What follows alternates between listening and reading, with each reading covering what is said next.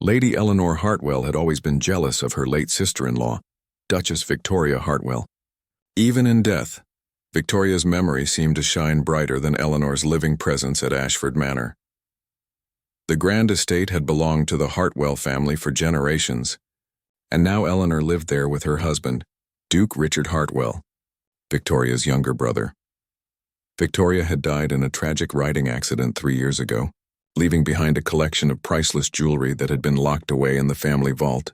The most precious piece was the legendary Ashford sapphire necklace, a stunning creation with 12 perfectly cut sapphires surrounded by diamonds. It had been Victoria's favorite, and she wore it to every important royal gathering. Eleanor often stood in front of the vault, staring at the jewelry through the glass display case. She convinced herself that since Victoria was gone, these beautiful pieces were just gathering dust. Why shouldn't she enjoy them? After all, she was now the Duchess of Ashford. The staff whispered that Eleanor had always lived in Victoria's shadow, and these whispers made her bitter heart grow darker each day. One evening, while Richard was away on business in London, Eleanor made a decision that would change everything. She had discovered that a private jewelry collector named Marcus Webb was willing to pay enormous sums for rare pieces, no questions asked. Webb operated from a small shop in the city's underground market, dealing with clients who preferred discretion over legitimacy. Eleanor carefully planned her approach. She would start small, taking pieces that might not be immediately noticed. The family's head of security, Captain James Morrison, was getting old and didn't check the vault as frequently as he once did. Eleanor had also noticed that the security cameras in that section of the manor had been acting up lately, creating perfect blind spots for her plan. Late that night, Eleanor crept down to the vault. Her hands trembled as she entered the code that only family members knew. The heavy door clicked open and she stepped inside. The jewelry sparkled under the dim lighting, each piece telling a story of the Hartwell family's rich history. Eleanor pushed aside her guilt and carefully selected a diamond bracelet that Victoria had rarely worn. It was beautiful, but not as famous as some of the other pieces. She slipped the bracelet into her purse and reset the security system. Walking back to her room, Eleanor felt a mixture of excitement and fear. She had crossed a line, but the thought of the money and the freedom it would bring made her continue with her dangerous plan. The next morning, Eleanor drove to London under the pretense of shopping for new furnishings for the manor. She found Marcus Webb's shop hidden in a narrow alley behind the main shopping district. The shop looked ordinary from the outside, but Webb himself was a thin, nervous man with sharp eyes that seemed to see right through people. Webb examined the diamond bracelet with a jeweler's loop, turning it over in his pale hands. He nodded approvingly and offered Eleanor a sum that made her eyes widen. It was more money than she had ever held at one time. Webb didn't ask any questions about where the bracelet came from, just as he had promised. He simply counted out the cash and made the piece disappear into his private safe. Eleanor returned to Ashford Manor feeling triumphant. She had gotten away with it completely. Captain Morrison hadn't noticed anything unusual, and Richard wouldn't be back for another week. The success of her first theft made Eleanor bold. Over the next month, she made 3 more trips to Webb's shop, each time taking slightly more valuable pieces. She sold a pair of emerald earrings that had belonged to Victoria's grandmother, a gold necklace with precious stones, and an antique brooch shaped like a butterfly. Each sale brought Eleanor more money and more confidence. She opened a secret bank account in London where she deposited the cash, telling herself she was securing her future independence. However, Eleanor's success made her careless. She began taking greater risks, selecting more noticeable pieces from the collection. She also started spending money more freely, buying expensive clothes and jewelry for herself. When Richard returned from London, he commented on her new appearance, but Eleanor brushed off his questions with vague explanations about finding good deals during her shopping trips. The manor's staff began to notice changes in Eleanor's behavior. Sarah, the head maid who had worked for the family for 30 years, observed that the Duchess seemed nervous and secretive. Sarah had loved Victoria dearly, and often checked on the vault to ensure Victoria's memory was being properly preserved. During one of these visits, Sarah's keen eyes noticed that the butterfly brooch was missing from its designated spot. Sarah didn't want to cause trouble without being certain, so she carefully examined the entire display case. She realized that several other pieces were also gone. Her heart raced as she understood what this meant. Someone was stealing from Victoria's collection, and that someone had access to the family vault. Sarah knew she had to tell Captain Morrison immediately, but she also feared the consequences of such a serious accusation. Meanwhile, Eleanor was already planning her next visit to Webb's shop. She had her eye on a particularly beautiful ruby ring that would bring her enough money to buy the small cottage in France she had been dreaming about. Eleanor was so focused on her growing wealth that she failed to notice Sarah's suspicious glances and the way Captain Morrison had started paying more attention to the security systems around the banner. Captain James Morrison had served the Hartwell family faithfully for 25 years. When Sarah approached him with her concerns about the missing jewelry, his weathered face grew serious. Morrison was a man who paid attention to details, and he had already noticed some irregularities in the security logs that he couldn't quite explain. Morrison decided to conduct a thorough investigation without alerting anyone in the family. He spent the next few days reviewing security footage, checking entry logs, and examining the vault more carefully. What he discovered made his blood run cold. Several valuable pieces from Victoria's collection were definitely missing, and the thefts appeared to have happened over several weeks. The security cameras showed some interesting patterns. On the nights when jewelry disappeared, Eleanor had been seen walking toward the vault area during late hours. The cameras in the vault itself had mysteriously malfunctioned on those same nights, but Morrison's experience told him this was too much of a coincidence to be accidental. Morrison faced a terrible dilemma. Eleanor was the Duchess of Ashford, married to the Duke himself. Accusing her of theft would create a scandal that could destroy the family's reputation. However, Morrison's duty was to protect the Hartwell family's legacy, which included preserving Victoria's memory and her precious collection. Morrison decided to gather more evidence before taking any action. He secretly installed additional cameras in hidden locations around the vault area. He also began tracking Eleanor's movements more carefully, noting when she left the manor and where she claimed to be going. Morrison's military training had taught him patience, and he knew that catching a thief required careful planning. Eleanor, unaware that she was being watched, continued with her stealing. She had become addicted to the thrill of taking the jewelry and the satisfaction of seeing her secret bank account grow larger. She began planning increasingly ambitious thefts, including taking the famous Ashford sapphire necklace itself. During this time, Duke Richard remained completely unaware of what was happening in his own home. He was busy with his duties managing the family's business interests and preparing for the upcoming annual charity gala that honored Victoria's memory. The gala was always held at Ashford Manor, and Victoria's jewelry collection was traditionally displayed for guests to admire. Eleanor realized that the charity gala presented both an opportunity and a deadline. Once the collection was put on public display, any missing pieces would be immediately noticed by the many guests who remembered Victoria wearing them.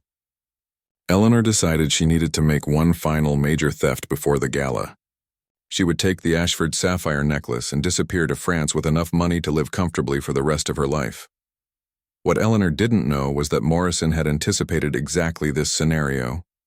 He had been waiting for her to make a move that would provide undeniable proof of her guilt. The night before the charity gala, Morrison was ready with his hidden cameras and a plan to catch Eleanor in the act of stealing the most precious piece in the entire collection. The night before the charity gala, Eleanor waited until the manor was completely quiet. Richard was sleeping soundly in their bedroom, exhausted from the day's preparations. The staff had finished their work and retired to their quarters. Eleanor had taken a sleeping pill earlier to calm her nerves, but she had only pretended to swallow it, hiding it under her tongue instead. At 2 a.m, Eleanor crept out of bed and made her way through the darkened hallways of Ashford Manor. She knew every creaking floorboard and avoided them expertly.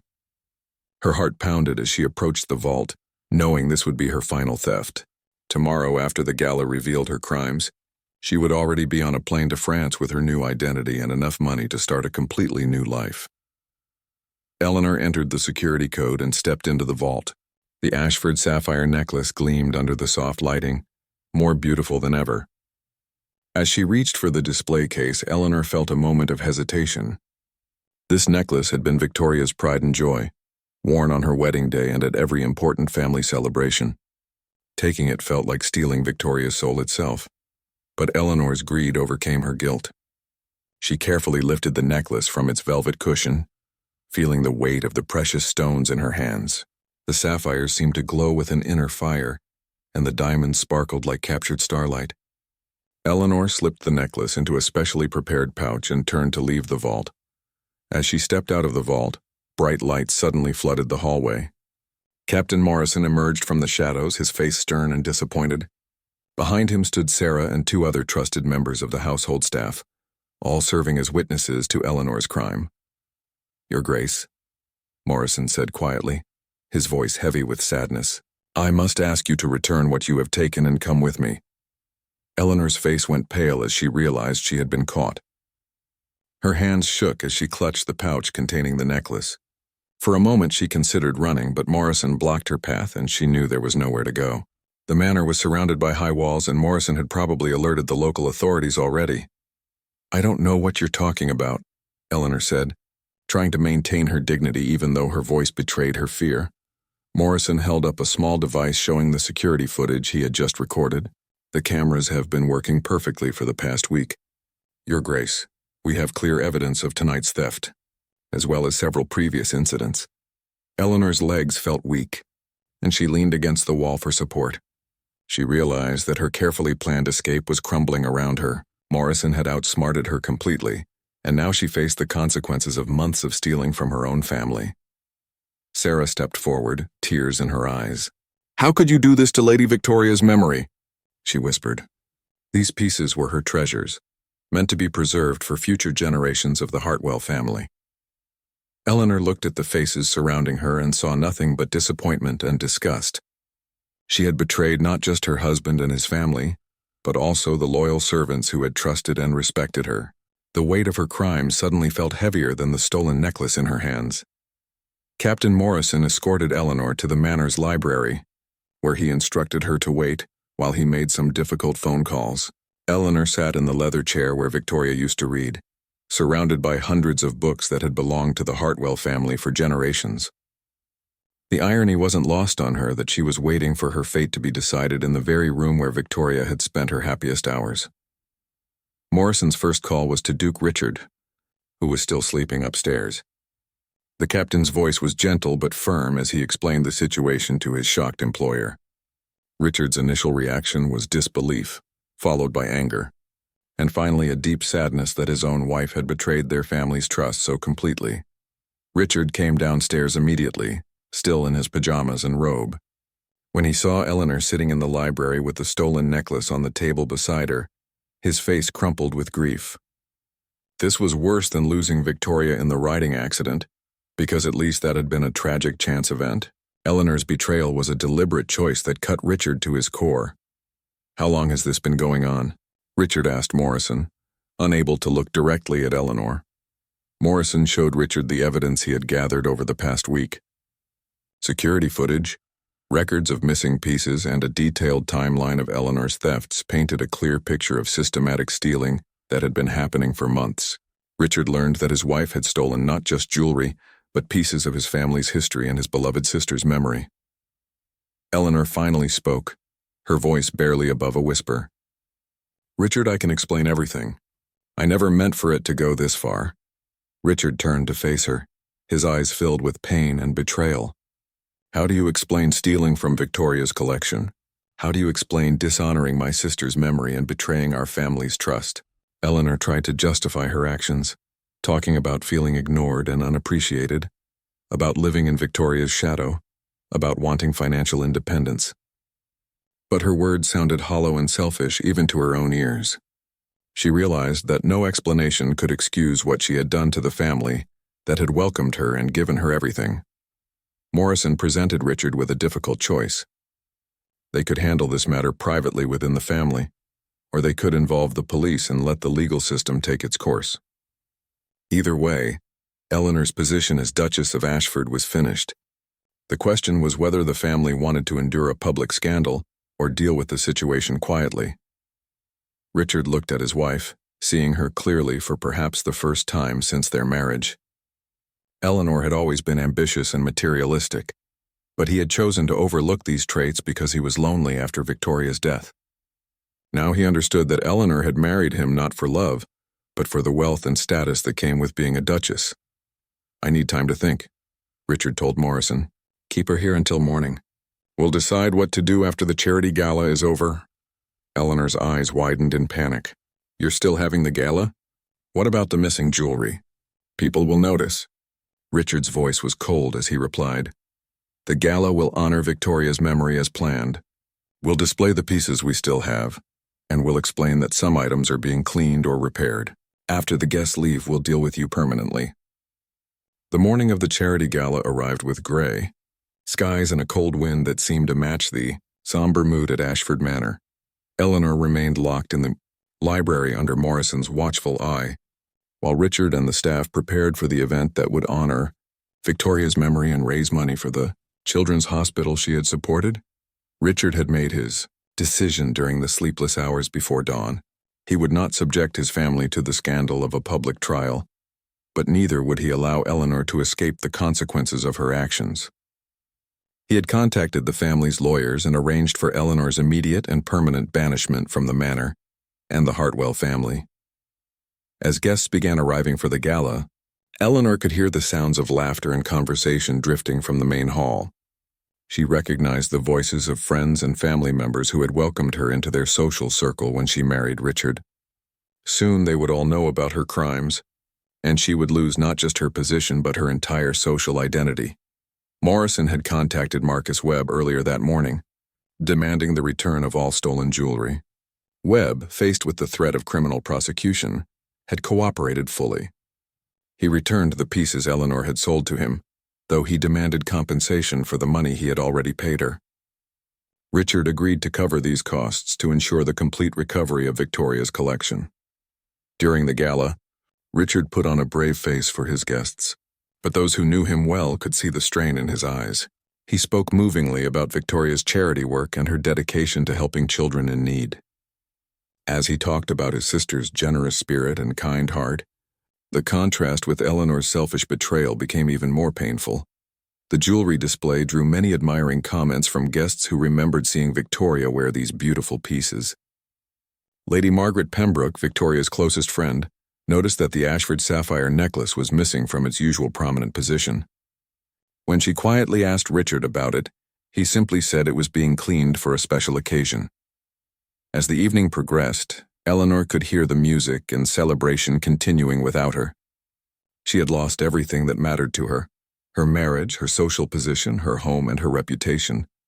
The money she had stolen was being used to recover the jewelry, leaving her with nothing but the consequences of her greed. Captain Morrison brought Eleanor a simple meal and informed her that arrangements had been made for her departure the next morning. She would be escorted to the train station with a small suitcase of personal belongings and a modest sum of money for immediate expenses. After that, she would be entirely on her own, forbidden from ever contacting the Hartwell family or returning to Ashford Manor. Eleanor spent her last night at the manor listening to the sounds of the successful charity gala, knowing that she had thrown away a life of privilege and respect for temporary financial gain. She had destroyed her marriage, betrayed a family that had trusted her, and dishonored the memory of a woman who had never done anything but welcome her with kindness. As the gala guests departed and the manor grew quiet, Eleanor finally understood the true cost of her crimes. She had traded her soul for money, and now she faced a future of loneliness and shame with no way to undo the damage she had caused. The next morning dawned clear and cold as Captain Morrison escorted Eleanor to the waiting car that would take her to the train station. She carried only a small suitcase containing basic personal items, having forfeited any claim to the expensive clothes and jewelry she had accumulated during her marriage to Richard. Richard stood at the manor's front entrance, watching his wife's departure with a mixture of sadness and relief. He had loved Eleanor, or at least he had loved the woman he thought she was. Now he understood that their entire marriage had been built on deception and manipulation. Eleanor had never truly cared for him, or respected his family's values and traditions. As the car drove down the long driveway lined with ancient oak trees, Eleanor looked back at Ashford Manor for the last time. The grand estate had been her home for 3 years, but she had never really appreciated its beauty or understood the responsibility that came with being its mistress. She had seen only the wealth and status, missing the deeper meaning of family legacy and honor. At the train station, Morrison handed Eleanor a train ticket to London and a small envelope containing enough money for basic living expenses for a few weeks. His expression was stern but not unkind as he delivered Richard's final message. "His Grace wants you to know that your actions have consequences beyond what you can see," Morrison said. The charity gala raised £50,000 for the children's hospital that Lady Victoria supported. "Your theft could have destroyed that fundraising effort and hurt the children who depend on that money for their medical care." Eleanor felt a new wave of shame as she realized her crimes had nearly damaged causes that were much more important than her personal desires. She had been so focused on her own wants that she never considered how her actions might affect others, especially vulnerable children who needed medical help. The train to London carried Eleanor away from the life she had known, but it also carried her toward an uncertain future. She had no friends or family to turn to, having alienated everyone who might have helped her. Her secret bank account had been discovered and emptied to help recover the stolen jewelry, leaving her with almost nothing. In London, Eleanor found a small, cheap apartment in a neighborhood far from the elegant districts where she had once shopped and socialized. She looked for work, but her lack of practical skills and the whispered rumors about her disgrace made employment difficult to find. The woman who had once been the Duchess of Ashford was now just another struggling person in a big city. Meanwhile, at Ashford Manor, Richard began the difficult process of healing and moving forward. Victoria's jewelry collection was restored to its complete state and properly secured with improved security measures. Richard established a new scholarship fund in Victoria's name, using some of the recovered money to help young people pursue education and build better lives. Captain Morrison was promoted to head of all estate security, and Sarah was given additional responsibilities overseeing the preservation of family heirlooms. The staff, who had been deeply hurt by Eleanor's betrayal of their trust, gradually regained their confidence in the family they served. Richard never remarried, choosing instead to focus on charitable work and preserving his family's legacy for future generations. He learned to trust his instincts better and never again allowed wealth and status to blind him to someone's true character. Victoria's memory remained strong at Ashford Manor, honored not just through her jewelry collection but through the continued good works done in her name. Eleanor's story became a cautionary tale whispered among the wealthy families of the region. It served as a reminder that privilege comes with responsibility, that trust once broken is nearly impossible to repair, and that greed can destroy even the most comfortable life. The Ashford sapphire necklace was eventually donated to a museum, where it could be admired by the public while serving as a lasting tribute to Victoria's generous spirit and the importance of integrity over material wealth.